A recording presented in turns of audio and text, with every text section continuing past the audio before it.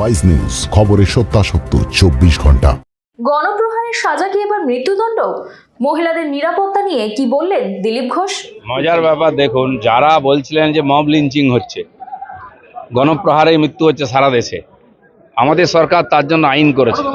1 তারিখ থেকে সে আইন লাগু হয়ে গেছে। গণপ্রহার হলে যে দোষী সাব্যস্ত হবে তার মৃত্যুদণ্ড হবে। style.com ট্যাটু স্টুডিও, এখানে অতি যত্ন সহকারে ট্যাটু শেখানো ও ট্যাটু করা হয়। ট্যাটু স্টুডিওতে কোর্স করে আপনিও হতে পারেন একজন tattoo artist. Contact us for more details.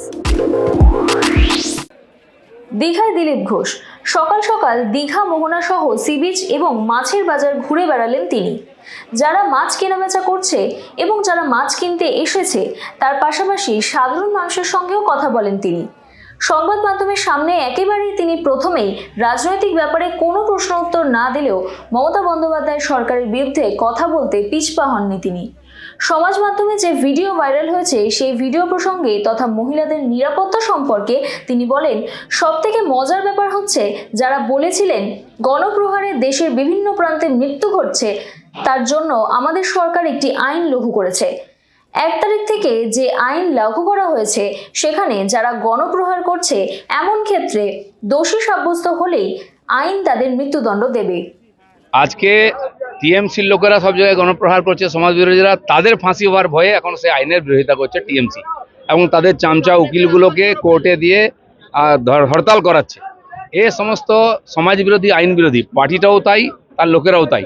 আজ যে আইন পাস হয়েছে, যারা বলতো আজকে তার বিরোধিতা কেন করছে, কারণ তারাই সমাজ বিরোধী রাজনীতি করছে, তারাই গণপ্রহার করছে, তারাই মব লিঞ্চিং করছে আর বাংলার রাজনীতিকে রক্তাক্ত করেছে। এই আইন সবার গলায় ফাঁস দেবে। যখন থেকে মমতা বন্দ্যোপাধ্যায় বুঝতে পেরেছেন তার দলের লোকেই বারে বারে বিভিন্ন জায়গায় গণপ্রহারে মেতে উঠেছে, তখন থেকে এই আইনের বিরোধিতা করছেন এবং তাদের উকিল চামচারা এই কাজে সহযোগিতা করছে। গণপিটুনি হচ্ছে পাড়ায় পাড়ায়। যারা দিল্লিতে ধর্ণা দিত, হাথরসের ঘটনা নিয়ে এত কথা বলেছে, আজ সেসব বুদ্ধিজীবীরা কোথায়? মহিলাদের রাস্তায় বিবস্ত্র করে মারা হচ্ছে। এটা কি কোনো সভ্য সমাজ?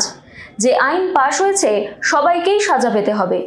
সমাজ বিরোধীদের টিকিট দিয়ে ভোটে জিতিয়ে তাদের কাজে লাগাচ্ছে মমতা ব্যানার্জি। এই ধরনের কাজ করলে সমাজে কেউই আর বাঁচবে না। গণপিটুনি পাড়ায় পাড়ায় হচ্ছে। যারা দিল্লিতে ধর্ণা দিত গান্ধীজির সামনে, যারা হাথরসের কথা বলতো, উত্তরপ্রদেশ বিহারের কথা বলতো, আজ তারা কোথায় গেল? সে বুদ্ধিজীবীরা কোথায়? সে মহিলারা কোথায়? আজ মব লিঞ্চিং, মহিলাদের রাস্তায় বিবস্ত্র করে মারা হচ্ছে, পেটানো হচ্ছে। এটা কোন সভ্য সমাজ? পৃথিবীর কোন সভ্য দেশ, গণতান্ত্রিক দেশ, স্বাধীন দেশে এই ঘটনা দেখিনি, যেটা পশ্চিমবাংলায় দেখছি। যে আইন হয়েছে, এখন সবাইকে সে আইনের সামনে দাঁড়াতে হবে।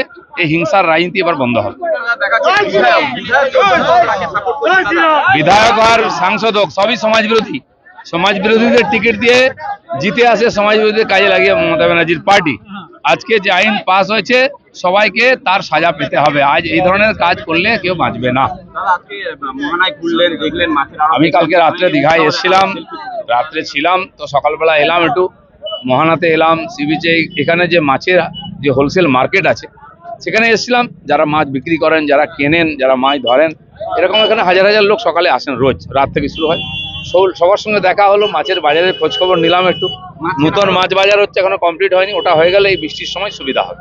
মাছ কেনা হলো না, যেহেতু মোহনা অনেকে মাছ কিনতে আসেন, মাছ নিলেন কিছু? আরো আমার সঙ্গে অনেকে এসেছেন, তারা মাছ টাছ কিনছেন।